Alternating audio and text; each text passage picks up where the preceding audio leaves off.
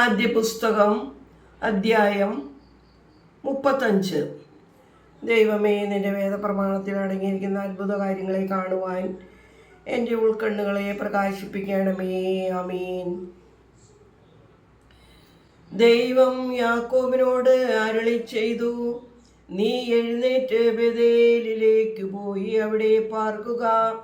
നിന്റെ സഹോദരൻ ഏശാവിൻ്റെ മുമ്പിൽ നിന്ന് നീ ഓടിപ്പോകുമ്പോൾ നിനക്ക് വെളിപ്പെട്ട അത്യുന്നതന് അവിടെ ഒരു ബലിപീഠം ഉണ്ടാക്കുക. യാക്കോബ് തൻ്റെ കുടുംബാംഗങ്ങളോടും തന്നോടുകൂടെയുള്ള സകലരോടും പറഞ്ഞത്, നിങ്ങളുടെ ഇടയിലുള്ള അന്യദേവന്മാരെ നീക്കിക്കളയുവിൻ. നിങ്ങളെ തന്നെ ശുദ്ധീകരിച്ച് വസ്ത്രം മാറുവിൻ. എഴുന്നേറ്റ് ബേഥേലിലേക്ക് പോകാം. എൻ്റെ ഞെരുക്കകാലത്ത് എനിക്ക് ഉത്തരമരുളുകയും ഞാൻ പോയ വഴിയിലെല്ലാം എന്നോടുകൂടെ ഉണ്ടായിരിക്കുകയും ചെയ്ത ദൈവത്തിന് ഞാൻ അവിടെ ഒരു ബലിപീഠം ഉണ്ടാക്കും. അവർ ഞങ്ങളുടെ പക്കലുണ്ടായിരുന്ന അന്യദേവന്മാരെയും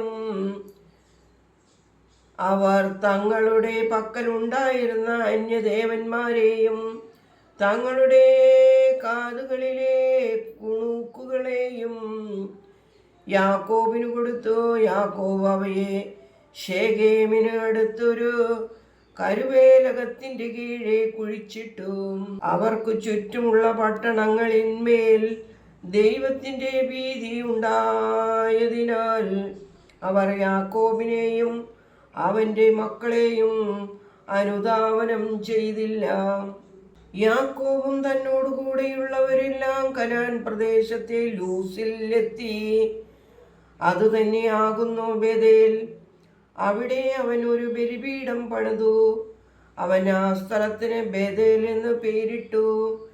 എന്തെന്നാൽ അവൻ തൻ്റെ സഹോദരൻ ഏശാവിൻ്റെ മുമ്പിൽ നിന്ന് ഓടിപ്പോയപ്പോൾ ദൈവം അവന് വെളിപ്പെട്ടത് അവിടെ വെച്ച് ആയിരുന്നു. റഫ്കായുടെ ധാത്രിയായ ദാബോറ മരിച്ചു. അവളെ ബേഥേലിൽ ഒരു കരുവേലകത്തിൻ കീഴെ അടക്കം ചെയ്തു. അതിന് വിലാപത്തിൻ്റെ കരുവേലകം എന്ന് പേര് വിളിച്ചു. പദൻ ആറാമിൽ നിന്ന് വന്നതിന് ശേഷം വീണ്ടും ദൈവം യാക്കോബിന് വെളിപ്പെട്ടു.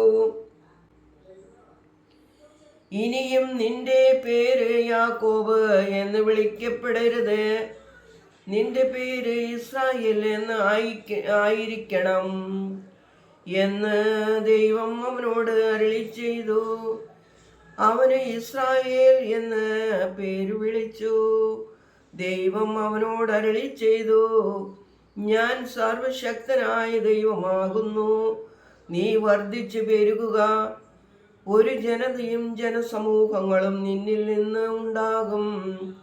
നിന്റെ കടിപ്രദേശത്ത് നിന്ന് രാജാക്കന്മാരും ഉത്ഭവിക്കും. ഞാൻ അബ്രഹാമിനും ഇസഹാക്കിനും വാഗ്ദത്തം ചെയ്ത ദേശം നിനക്ക് തരും. നിന്റെ ശേഷം നിന്റെ സന്തതിക്ക് ഞാൻ ഈ ദേശം കൊടുക്കും. അവനോട് സംസാരിച്ച സ്ഥലത്ത് ദൈവമങ്കൽ നിന്ന് ഉയർന്നു പോയി. ദൈവം തന്നോട് സംസാരിച്ച സ്ഥലത്ത് യാക്കോബ് ഒരു സ്തംഭം നാട്ടി അതിന്മേൽ പാനീയബലി പകരുകയും എണ്ണ ഒഴിക്കുകയും ചെയ്തു. ദൈവം തന്നോട് സംസാരിച്ച ആ സ്ഥലത്തിന് യാക്കോബ് ബേഥേൽ എന്ന് പേര് വിളിച്ചു. അവൻ ബേഥേലിൽ നിന്ന് പുറപ്പെട്ടു. എഫ്രാത്ത് ദേശത്ത് എത്തുവാൻ കുറച്ചു ദൂരം മാത്രമുള്ളപ്പോൾ റാഹേൽ പ്രസവിച്ചു. അവൾ കഠിന വേദനയിലായി. അവൾ വേദന അനുഭവിച്ചു കൊണ്ടിരിക്കുമ്പോൾ സൂതികർമ്മിണി അവളോട്, പേടിക്കേണ്ട, ഇത് ഒരു മകനത്രേ എന്ന് പറഞ്ഞു. അവൾ പ്രാണൻ വിട്ടു മരിക്കുമ്പോൾ അവന്, എൻ്റെ ദുഃഖത്തിൻ്റെ പുത്രൻ ബർക്കീബ് എന്ന് പേര് വിളിച്ചു. അവൻ്റെ അപ്പൻ അവനെ ബെന്യാമീൻ എന്ന് വിളിച്ചു. റാഹേൽ മരിച്ചു. അവളെ എഫ്രത്തേക്കുള്ള വഴിയിൽ അടക്കം ചെയ്തു. അതുതന്നെയാകുന്നു ബെത്ലേഹം. റാഹേലിന്റെ കബറിന്മേൽ യാക്കോബ് ഒരു തൂണ് നിർത്തി. ഇന്നുവരെയുള്ള റാഹേലിന്റെ സ്തംഭം അതുതന്നെയാകുന്നു. റൂബേലിന്റെ പാപം. ഇസ്രായേൽ അവിടെ നിന്ന് യാത്ര തിരിച്ചു. ഗോദോറിന്റെ ഗോപുരത്തിന് അടുത്ത് കൂടാരമടിച്ചു. ഇസ്രായേൽ അവിടെ പാർക്കും കാലത്ത് ഒരിക്കൽ റൂബേൽ തന്റെ പിതാവിന്റെ വെപ്പാട്ടി ബിൽഹായുമായി ശയിച്ചു. ഇസ്രായേൽ അത് കേട്ടു. യാക്കോബിന്റെ വംശപാരമ്പര്യം. യാക്കോബിന് 12 പുത്രന്മാരുണ്ടായി.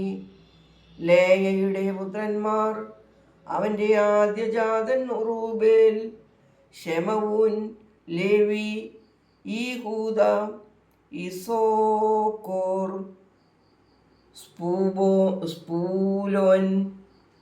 റാഹേലിന്റെ പുത്രന്മാർ യൗസേപ്പ്, ബെന്യാമീൻ. റാഹേലിന്റെ ദാസി ബിൽഹായുടെ പുത്രന്മാർ ദാൻ, നഫ്താലി. ലേയയുടെ ദാസി ശിൽപ്പയുടെ പുത്രന്മാർ ഗാദ്, ആശേർ, പദൻ ആറാമിൽ ജനിച്ചവരായി യാക്കോബിന്റെ പുത്രന്മാർ ഇവരത്രയും. ഇസഹാക്കിന്റെ നിര്യാണം. യാക്കോബ് തന്റെ പിതാവായ ഇസഹാക്കിന്റെ അടുക്കൽ പരാക്രമികളുടെ പട്ടണമായ മമ്രേയിൽ, അതായത് അബ്രഹാമും ഇസഹാക്കും പരദേശവാസം ചെയ്ത കനാൻ പ്രദേശത്തെ ഹെബ്രോനിൽ വന്നു. ഇസഹാക്കിന്റെ ആയുഷ്കാലം 180 സംവത്സരം ആയിരുന്നു. ഇസഹാക്ക് കാലസമ്പൂർണനായി വാർദ്ധക്യത്തിലെത്തി രോഗിയായി മരിച്ചു. തൻ്റെ ജനത്തിൻ്റെ പക്കൽ ചേർക്കപ്പെട്ടു. അവൻ്റെ പുത്രന്മാരായ ഏശാവും യാക്കോബും കൂടി അവൻ്റെ പിതാവായ അബ്രഹാം വിലയ്ക്ക് വാങ്ങിയിരുന്ന കബറിൽ അവനെ അടക്കം ചെയ്തു. ദൈവമേ, സ്തുതി നിനക്ക് യോഗ്യമാകുന്നു. പാർക്കുമോർ.